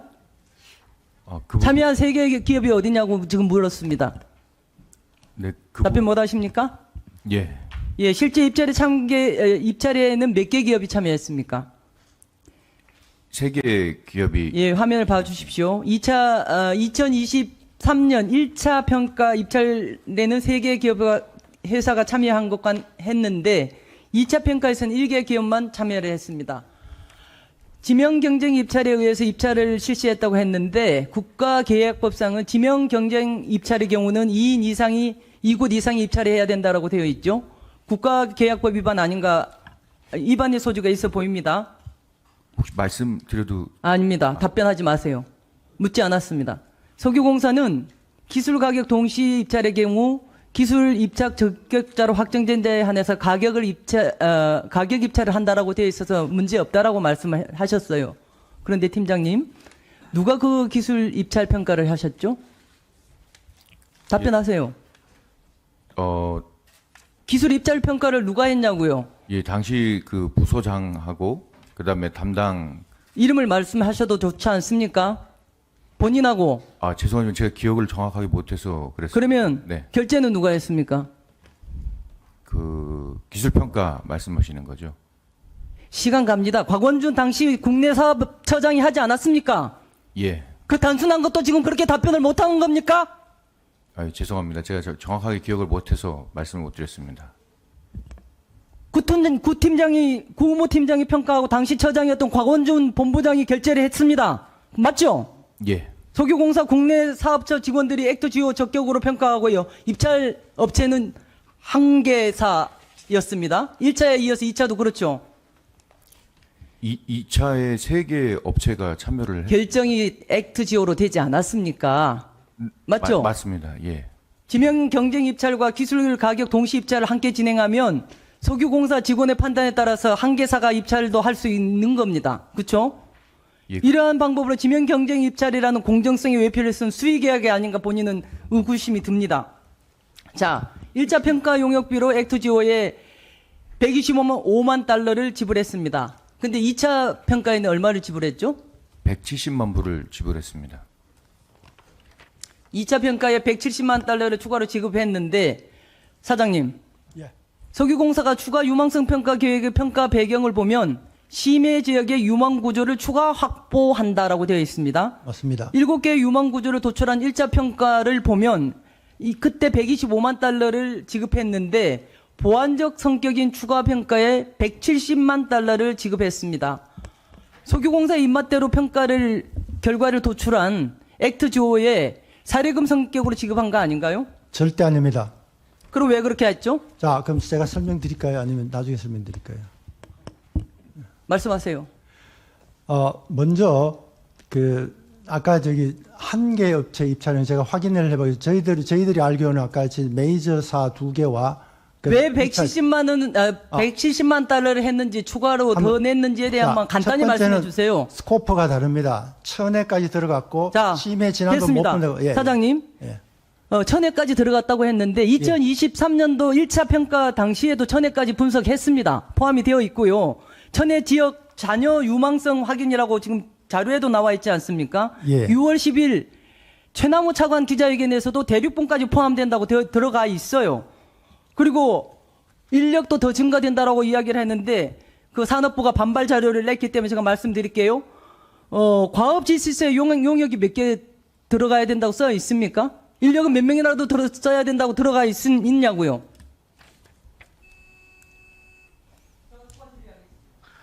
네, 권양엽 의원님 수고 많으셨습니다. 다음은 존경하는 김교웅 의원님 질의합니다. 네, 순천 광양 곡성 구례을 국회의원 권양엽입니다. 방금 존경하는 우리 박상훈 의원님께서 하신 말씀에 저도 전적으로 동의를 합니다. 그렇게 하기 위해서는 명백하게 석유공사와 산업부가 제대로 자료를 내놓고 사실대로 이야기를 하고 그것과 관련해서 협조를 구할 것은 구해야 된다고 봅니다. 그러나 오전에 자료 제출 요구를 했던 것도 전혀 미동도 하지 않고 그 앞에 했었던 것도 하고 자료를 내놓지 않고 있고 여당 의원님들은 가짜 뉴스다. 심지어는 저희들이 문제 지적하는 것에 대해서 이적행위다까지 하는 이런 말씀을 하시는 것을 국정감사장에서 목도하면서 답답함을 느낍니다. 질의드리겠습니다. 석유공사 사장님. 네.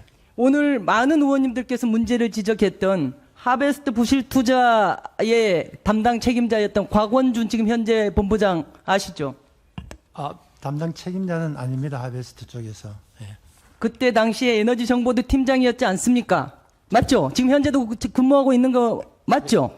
저 곽원준 본부장은 네, 예, 아니라고만 말씀해 주세요. 예, 제 시간이 별로 없기 때문에 그러나 이분이 참여하진 않았습니다. 이분이 지금 현재 맡고 있는 게 국내 자문 그룹은 이분의 공동 저자였던 권모 교수, 이모 교수 이분들이 지금 현재 계속 그 대왕고래 프로젝트에도 참여를 하고 있습니다. 근데 이분이 왜 다시 이렇게 임금 피크 대상자였는데 지금 그 자리에 있는지를 봤더니 완전히 위인설관이에요. 이분은 임금 피크 대상자였습니다. 8월 17일자로까지 산업부로 파견을 갔다가 18일자에 퇴직을 합니다. 그리고 퇴직금까지도 수령을 하고 석유공사 자금으로 바리스타 자격증도 따고 어학 연수도 받았죠. 이분이 했다면 교육 소감으로 은퇴 준비를 위한 교육으로 커피의 세계에 대해서 이해할 수 있었다. 이런 분들을 갑자기 ENP 에너지 사업 본부장으로 승진 발령을 했습니다. 8월 19일. 그런데 임금 피크 대상자를 파견한 퇴직 후 공사가 재입사한 그것을 봤더니 10년 동안 단 한 건도 없었습니다. 곽원준 본부장이 유일무이합니다. 규정이 없었기 때문에 그렇고요.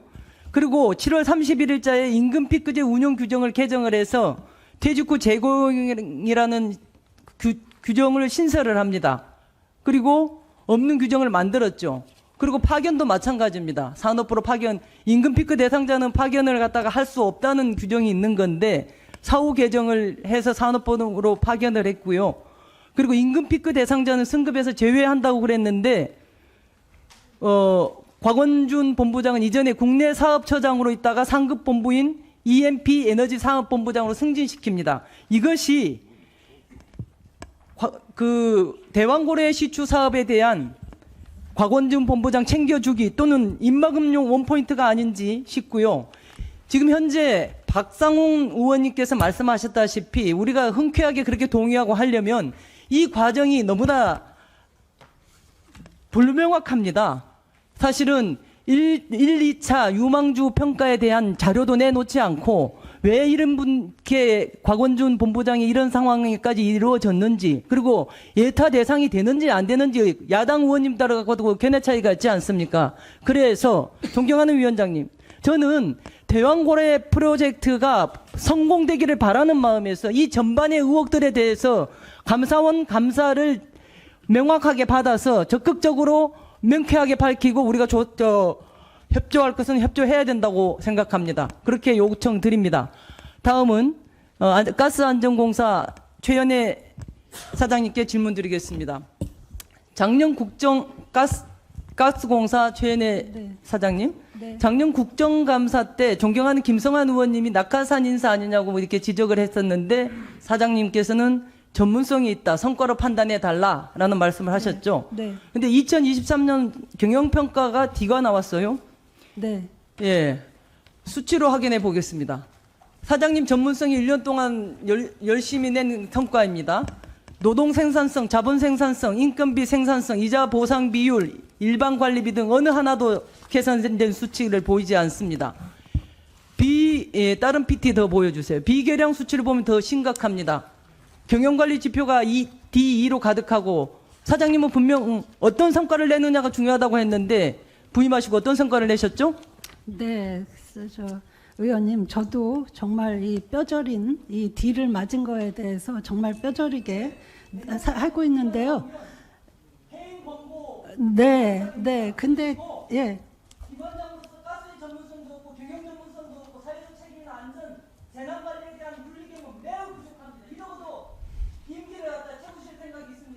네. 네, 저도 정말 뼈아프게 생각을 하는데요. 작년도 저희의 그 실적 네, 저도 제가 드릴 말씀 많이 있습니다. 방금 미래수 부분이라든가 중장기 채무 관리에 대한 대단히 많은 문제가 있습니다. 이 부분에 대해서 제가 자료 서면 질의를 할 테니까 네, 기회를 주시면 네, 제가 적극 소명하겠습니다.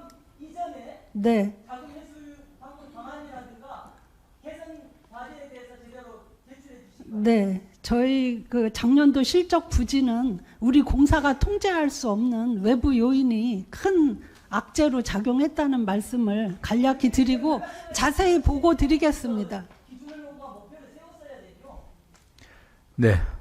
우리 제 권양엽 퇴직자- 의원님 수고하셨습니다. 우리 서기공 사장님 답변하실 거 있습니까? 하십시오. 퇴직자 재취업 여부는 저희들이 직접 찾아뵙고 설명드리도록 하겠습니다. 예, 지금 네, 가능하도록 권양엽 의원님 수고하셨고요. 다음은 존경하는 김교웅 의원님. 네, 순천 광양 곡성 구례을 지역 권양엽 의원입니다. 김종호 기술 보증기금 이사장님께 여쭙겠습니다. 네, 기부 이사장입니다. 예, 이사장님, 올해 5월 사업계획서 등을 허위 제출하고 100억 원의 사기 대출을 받은 범죄 조직이 검거된 일이 있었습니다. 이 사건 알고 계시죠? 네, 네. 100억이면 지난 10년간 기보가 허위 자료를 제출한 기업에 잘못 보증해 준 금액과 맞먹습니다. 이번 사건 금액이 워낙 커서 그렇지 기보가 허위 자료를 제출한 자에게 보증서를 잘못 발급해 준 일은 번번이 일어났어요. 그렇죠? 네, 그렇습니다. 네. 국정감사에서도 자주 지적된 사안인데 왜 시정이 되지 않는가 해서 경찰청 자료를 자세히 들여다봤습니다. 근본적으로 기보의 검증 절차 자체가 무척 허술했습니다. PPT를 한번 봐보시죠. 신청 접수 이후에 상담 절차나 현장 실사 그리고 그 대출 명의자는 범죄 조직이 만들어준 허위 사업 계획서와 예상 질문 답변서를 숙지해서 기보 직원들의 질문에 답을 했다고 합니다. 이사장님, 상담 시 질문이나 절차가 얼마나 패턴화되어 있었으면 범죄 조직이 족보까지 만들어서 사기를 치시겠습니까? 사업 계획서상 핵심 기술에 대해 전혀 알지 못하는 대출 명의자가 족보만 가지고 기보의 확인 절차를 통과한 거예요. 심지어 범죄자들이 만들겠다고 했던 어플은 제작 시간이 7분밖에 걸리지 않을 정도로 매우 기초적인 수준이었다고 합니다. 현장 실사에서 앱 제작 과정에 대한 구체적인 설명이나 재현이 가능한지를 확인했다면 깡통 어플이라는 것이 금방 들통이 났을 텐데 실사가 꼼꼼하게 이루어지지 못했던 것 같습니다. 이번 사건은 지금의 기술 보증 제도 자체가 얼마나 허술했는지를 집약적으로 보여준 사건입니다. 이사장님, 이 사안에 대해서 자체적으로 감사를 하셨습니까? 네, 우선 원클릭 보정 제도로 인해서 심려를 끼쳐드린 점에 감사를 대해서 하셨어요? 예, 자체 감사도 수사가 진행 중이었고요. 수사가 작년 초부터 진행을 했었습니다. 그래서 수사 진행과 별개로 자체 감사실에서 선제적으로 점검을 했습니다. 그래서 그 수사 결과가 발표되기 전에라도 네. 제도 개선할 수 있는 부분들은 자체 감사를 신속히 하셨나고 조치를 물었기 때문에 묻는 네. 말에만 답변을 그렇게 해주시면 될 것 하겠습니다. 같습니다. 네. 그리고 전수조사도 하셨죠? 그렇습니다. 근데 제가 전수조사 한 것도 보니까 그것도 반쪽짜리에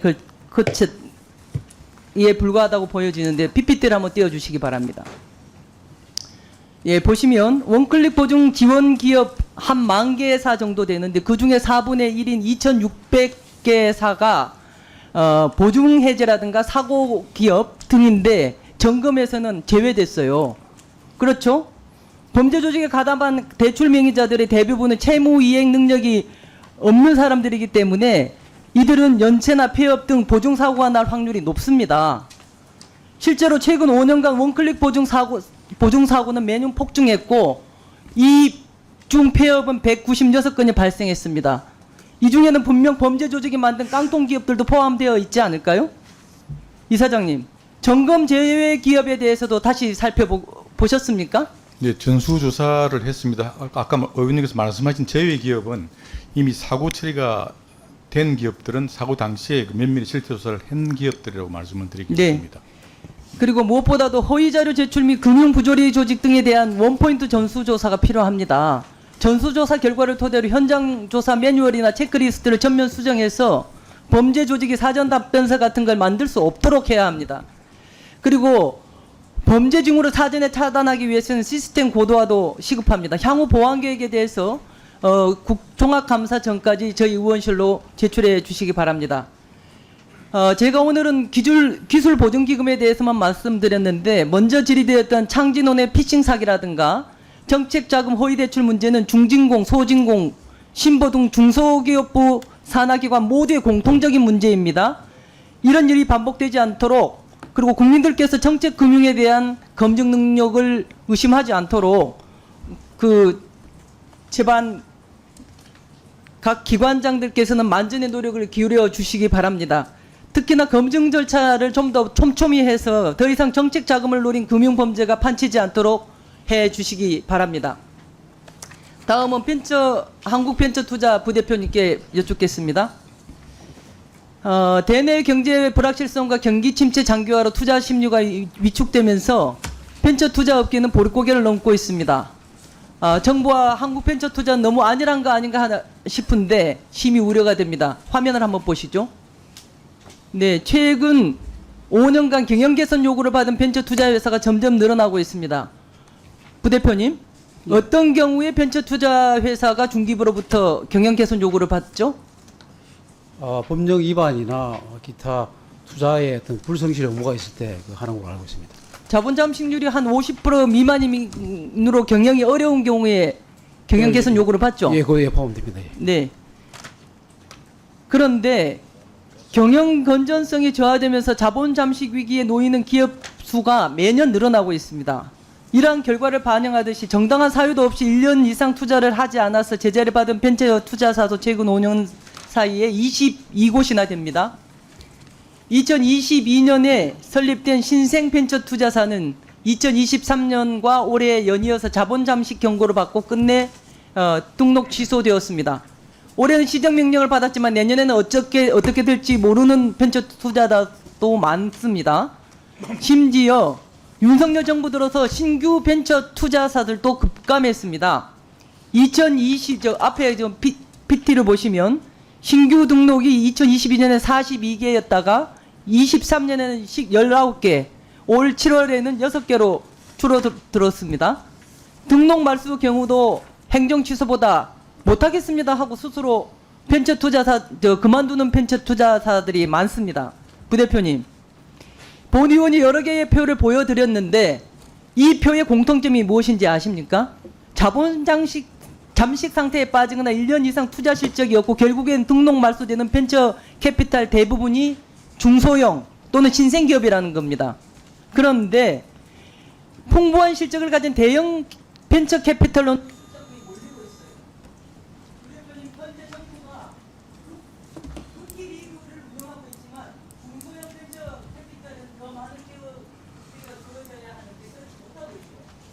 지금 저희가 그 루키 리그를 별도로 구성해 가지고요. 별도 출자 사업을 하고 있습니다. 예. 예.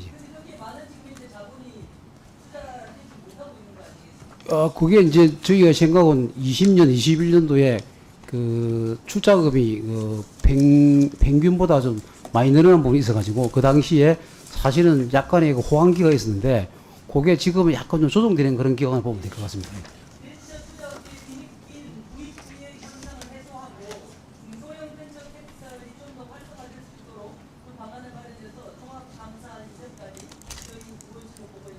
예, 알겠습니다. 예.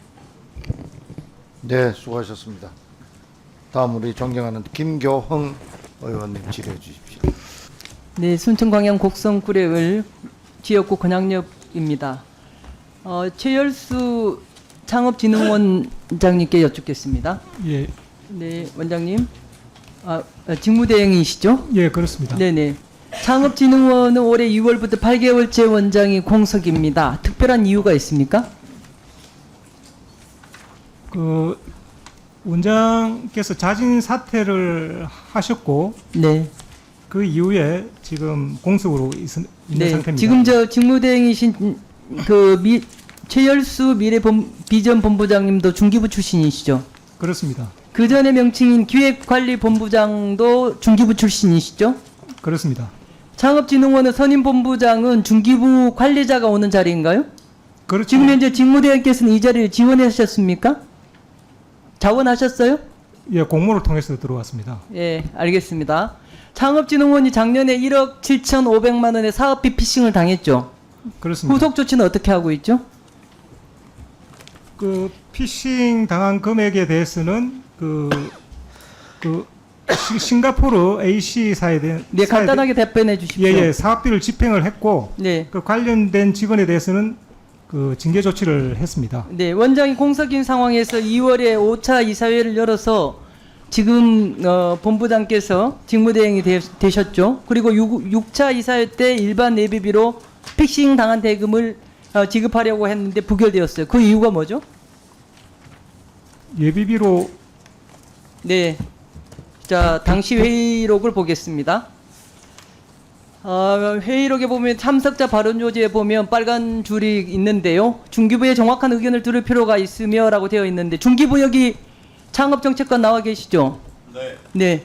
일반 중기부가 이에 대해서 어떠한 정확한 의견을 주셨나요?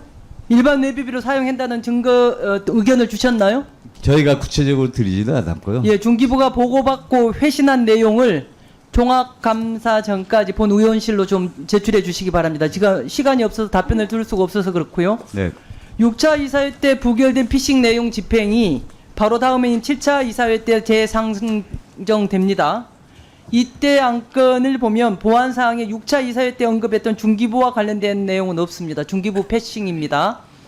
그 다음에 스타트업 코리아 추진단 직제 개편도 지금 직무대행께서 신설한 건 맞죠? 그렇습니다. 네. 직제 개편은 원장의 권한이지 직대가 할 일이 아닙니다. 이렇게 굵직한 상황이 산적한데 중기부는 이제야 원장 공모 절차에 들어갔습니다.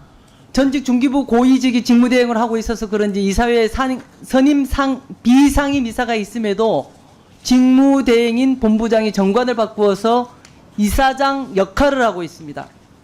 중기부가 본부장을 통해서 창업진흥원을 운영한다는 오해의 소지가 있습니다.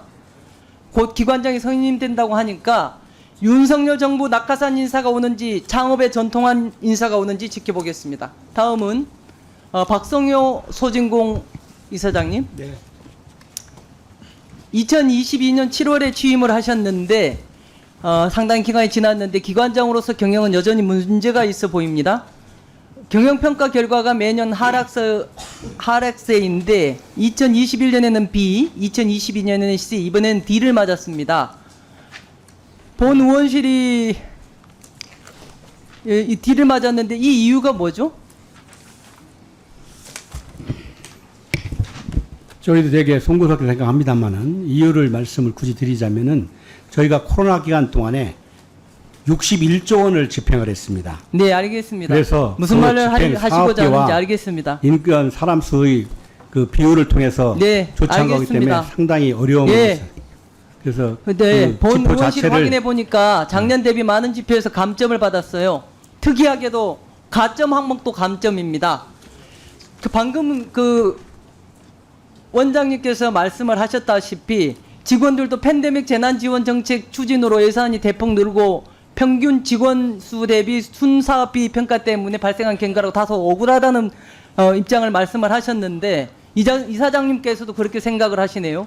다른 정책기관도 그럼 다 D를 받아야 되는 거 아니겠습니까? 아닙니다. 저희가 2022년에도 C등급을 또 그렇게 좋은 등급이 아닙니다. 너무 쉽게 생각하는 거 아니에요? 내년에 D 받아도 상관없다. 나 임기 다 끝났으니까 하는 거 생각하는 거 아니냐고요. 전혀 그렇게 생각하지 않습니다. 소상공인 시장진흥공단은 경영평가도 정책자금 지원도 기관 역량이 시스템 탓으로만 이번 경영평가 결과 가볍게 생각하지 마시고요. 후속 조치 내용 상세히 수립해서 좋은 의원실에 제출해 주십니다. 중요합니다. 그래서 그런 경영 지표가 문제가 있기 때문에 건의드려서 1번은 반영이 됐습니다. 그 관련된 그 경영 지표 건으로 3점이 마이너스가 됐습니다. 3.3이. 그것만 가지고도 2등급을 하향시키는데 실제로 일을 많이 하고 고생했으면서 오히려 거꾸로 손해를 보는 이런 형국이 됐어요. 네. 임기가 3년이 다 되어가는 동안 점점 개선되어가는 게 아니라 평가는 계속 하락했다는 문제 제기를 하고 있는 겁니다. 네, 뭐 열심히 해서 내년에는 좋게 받도록 하겠습니다. 네. 우리 권양엽 의원님 수고하셨고요.